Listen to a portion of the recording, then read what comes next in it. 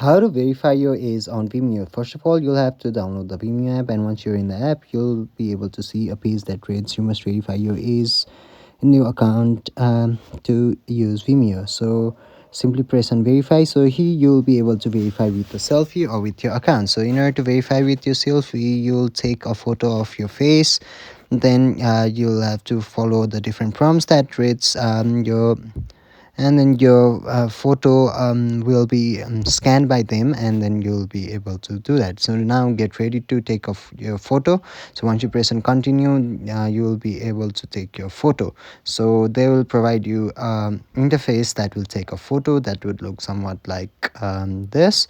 You will be able to take a photo. They will process your selfie. So once they process your selfie, they'll scan all your face position, and then they'll verify your age. So position your face properly. Now once you're verified, or once you have reached the age, so you will be get an option that reads your age has been verified. Thank you.